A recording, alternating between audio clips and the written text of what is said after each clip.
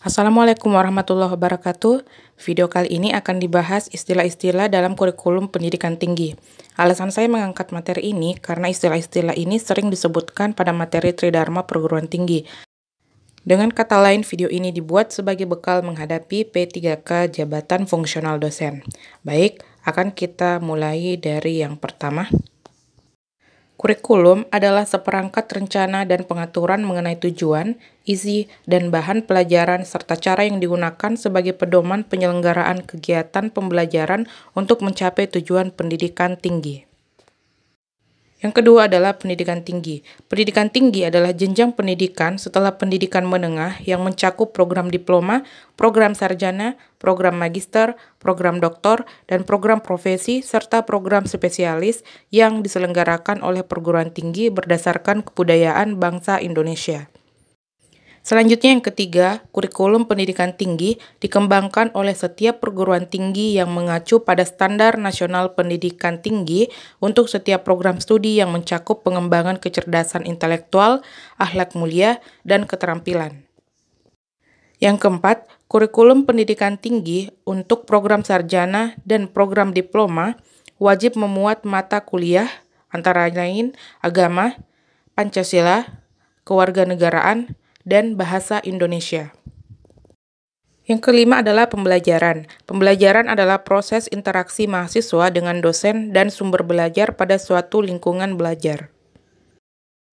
Yang keenam adalah program studi. Program studi adalah kesatuan kegiatan pendidikan dan pembelajaran yang memiliki kurikulum dan metode pembelajaran tertentu dalam satu jenis pendidikan akademik, pendidikan profesi, dan atau pendidikan vokasi. Selanjutnya, profil lulusan adalah penciri atau peran yang dapat dilakukan oleh lulusan di bidang keahlian atau bidang kerja tertentu setelah menyelesaikan studinya. Yang kedelapan adalah Program Educational Objective atau PEO, merupakan pernyataan umum yang menggambarkan apa yang diharapkan akan dicapai lulusan dalam beberapa tahun setelah lulus. PEO didasarkan pada kebutuhan dan prediksi kemampuan masa depan.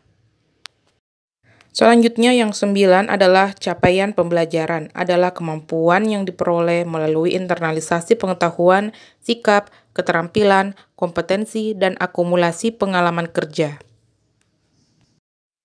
Ke-10, Standar Kompetensi Lulusan atau SKL, merupakan kriteria minimal tentang kualifikasi kemampuan lulusan yang mencakup sikap, pengetahuan, dan keterampilan yang dinyatakan dalam Rumusan Capaian Pembelajaran Lulusan atau CPL. Yang ke-11, bahan kajian atau subject matters, berisi pengetahuan dari disiplin ilmu tertentu atau pengetahuan yang dipelajari oleh mahasiswa dan dapat didemonstrasikan oleh mahasiswa.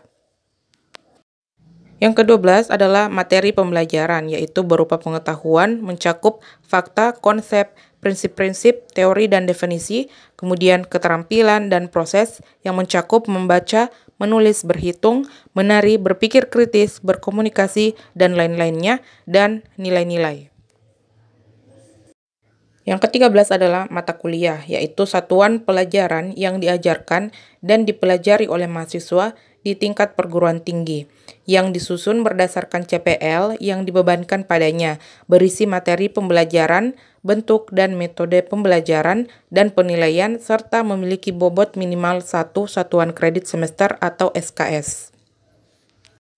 Selanjutnya, rencana pembelajaran semester suatu mata kuliah adalah rencana proses pembelajaran yang disusun untuk kegiatan pembelajaran selama 1 semester, guna memenuhi capaian pembelajaran lulusan yang dibebankan pada mata kuliah.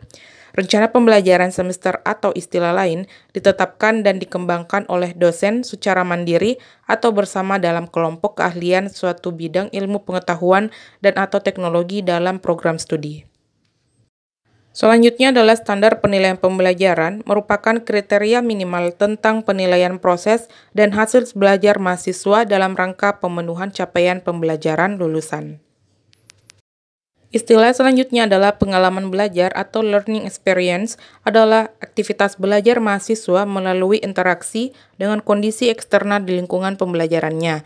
Aktivitas belajar yang mentransformasi materi pembelajaran menjadi pengetahuan bermakna yang dapat digunakan untuk melakukan hal-hal baru dan memberikan kemaslahatan.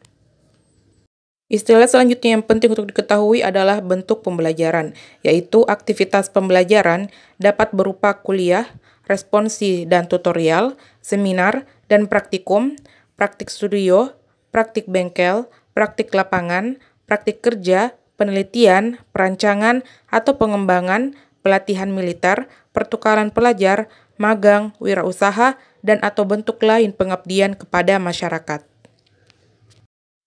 Kemudian, metode pembelajaran, yaitu cara-cara yang digunakan untuk merealisasikan strategi pembelajaran dengan menggunakan seoptimal mungkin sumber-sumber daya pembelajaran termasuk media pembelajaran.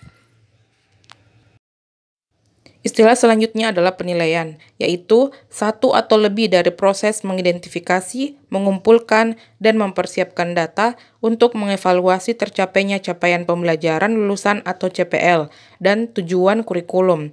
Penilaian wajib mengandung muatan motivasi, menumbuhkan rasa percaya diri untuk berkontribusi dengan pilihan jalan hidup sebagai pembelajar sepanjang hayat, lalu menggunakan keahlian khusus untuk bekerja dalam supertim yang dipilihnya. Istilah selanjutnya adalah evaluasi pembelajaran. Evaluasi pembelajaran adalah satu atau lebih dari proses menginterpretasi data dan bukti-buktinya yang terakumulasi selama proses penilaian.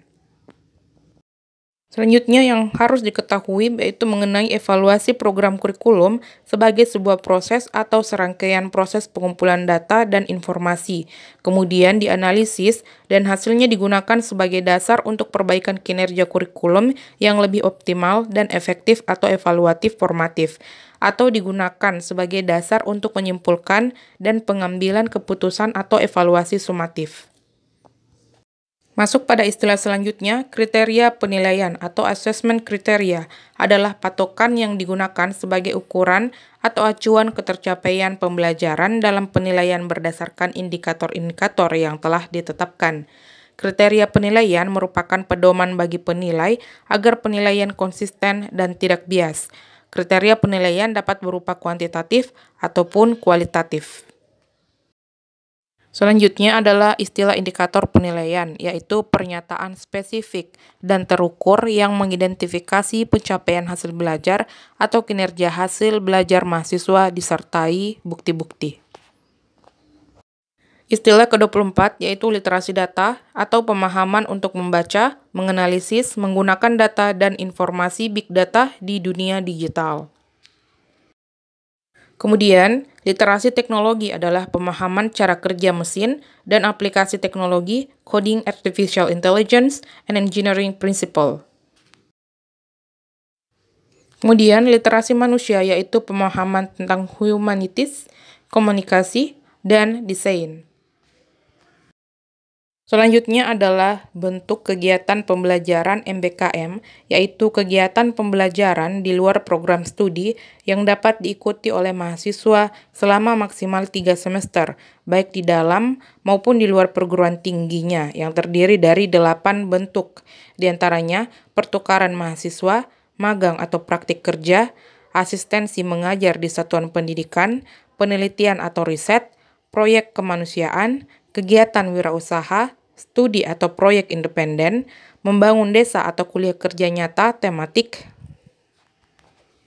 Selanjutnya adalah sistem pengelolaan pembelajaran atau Learning Management System atau LMS, merupakan sebuah sistem yang digunakan untuk melakukan proses pembelajaran dengan memanfaatkan teknologi informasi dan komunikasi atau TIK, dan merupakan hasil integrasi secara sistematis atas komponen-komponen pembelajaran dengan memperhatikan mutu, sumber belajar, dan berciri khas adanya interaksi pembelajaran atau engagement lintas waktu dan ruang. Tujuan penting dari LMS tersebut adalah memberikan akses dan fasilitas kepada peserta didik untuk membangun pengetahuannya secara mandiri dan terarah, serta memberikan peran penting dosen sebagai perancang, pemantik, fasilitator, dan motivator pembelajaran.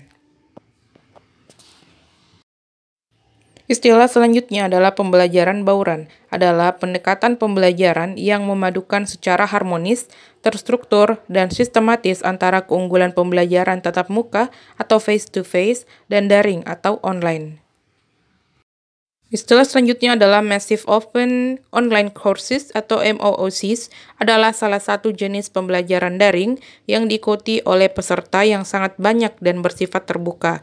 Karakteristik MOOCs yang paling terlihat adalah pembelajaran yang dirancang untuk belajar secara mandiri atau self-directed learning atau self-paced learning. Nah, selanjutnya akan dibahas tentang beragam model pendekatan atau paradigma OBE yang digunakan dalam pengembangan dan pelaksanaan kurikulum. Di antaranya yang paling sederhana terdiri dari 3 tahapan yang saling berinteraksi. Dapat dijelaskan secara singkat sebagai berikut. Yang pertama adalah Outcome-Based Curriculum atau OBC, yaitu pengembangan kurikulum yang didasarkan pada profil dan capaian pembelajaran lulusan atau CPL. Berlandaskan CPL ini kemudian diturunkan bahan kajian atau Body of Knowledge, pembentukan mata kuliah beserta bobot SKS-nya, peta kurikulum, desain pembelajaran yang dinyatakan dalam bentuk rencana pembelajaran semester atau RPS, kemudian mengembangkan bahan ajar, serta mengembangkan instrumen penilaian dan evaluasi. Yang kedua adalah Outcome-Based Learning and Teaching atau OBLT, yaitu pelaksanaan kegiatan pembelajaran yang didefinisikan sebagai interaksi dalam kegiatan belajar antara dosen, mahasiswa, dan sumber belajar. Salah satu prinsip penting OBLT adalah ketepatan pemilihan bentuk dan metode pembelajaran yang akan dilakukan oleh mahasiswa wajib mengacu dan sesuai dengan CPL. Bentuk pembelajaran termasuk bentuk pembelajaran di luar prodi atau kampus pada program Merdeka Belajar, Kampus Merdeka. Yang terakhir adalah Outcome-Based Assessment and Evaluation atau OBAE, pendekatan penilaian dan evaluasi yang dilakukan pada pencapaian CPL dalam rangka untuk peningkatan kualitas pembelajaran yang berkelanjutan. Penilaian dilakukan pada proses pembelajaran pada hasil pencapaian CPL. Demikian juga evaluasi kurikulum dilakukan pada pencapaian CPL, program studi, dan hasilnya digunakan untuk perbaikan berkelanjutan. Nah, dapat disimpulkan paradigma atau pendekatan OBE ini pertama sangat sesuai dengan SN Dikti, Standar Nasional Dikti. Kedua, perencanaan, pelaksanaan, dan evaluasi kurikulum berfokus pada pencapaian CPL.